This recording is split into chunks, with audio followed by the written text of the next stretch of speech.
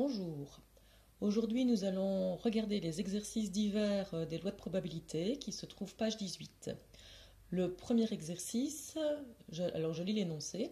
Après une marée noire en Bretagne, l'organisme de protection des oiseaux de mer a évalué à 20 000 la population de sternes au large du Finistère. Alors, on va peut-être déjà noter ça. Donc, on a une population de 20 000. 500 d'entre eux ont été bagués.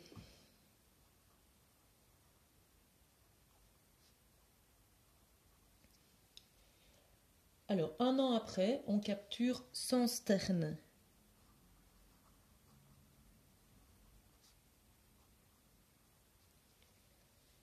Dans cette zone. Alors, calculer la probabilité A de ne pas avoir d'oiseaux bagués, B d'avoir au moins 2 sternes bagués. Alors ici, on ne nous dit pas qu'on est dans un cas de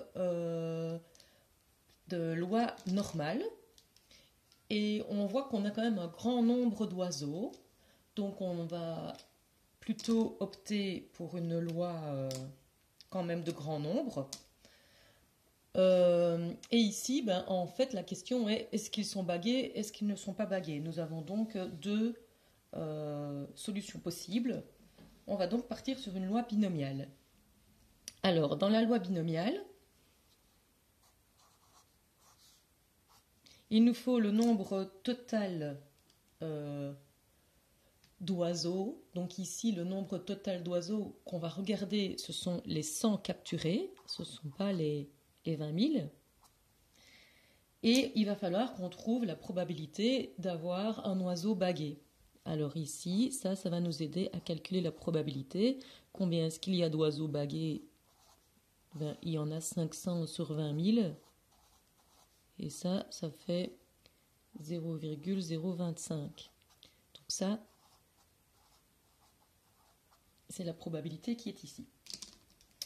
La première question qu'on nous pose, c'est quelle est la probabilité que x soit nul, qu'on n'ait aucun oiseau bagué. Alors on va utiliser la formule de la loi binomiale,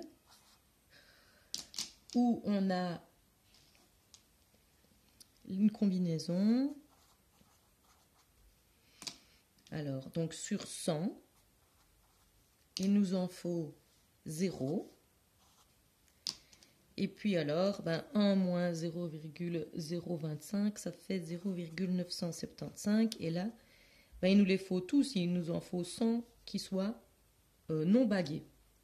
Une fois qu'on fait ce calcul-là, ça nous donne 0,0795. On peut donc faire une phrase. Il y a 7,95% de chance de ne pas capturer d'oiseaux bagués. Voilà. Alors, la deuxième question, c'est quelle est la probabilité d'avoir au moins 2 sternes bagués? Donc, il faut que ce soit plus grand ou égal à 2. Alors, ce qui va nous donner ici, ça veut dire que si on en a plus grand ou égal à 2, ça veut dire qu'on en a 2 ou 3 ou 4 ou 5 ou 6, etc., etc. Et jusqu'à arriver carrément où il pourrait, tous ceux qu'on prend sont bagués. Alors, on ne va pas commencer à faire ce calcul-là pour chacun. Donc, on va utiliser l'autre technique qui nous dit, si on doit avoir la probabilité d'avoir tout ça, c'est la même chose que la probabilité de capturer, que ce soit des bagués ou des bagués. Donc, forcément, il y a 100% de chance de capturer un oiseau, puisque c'est ça le principe. Mais on doit enlever les cas où on serait justement ceux qu'on n'a pas pris. Donc, c'est-à-dire P0 et P1.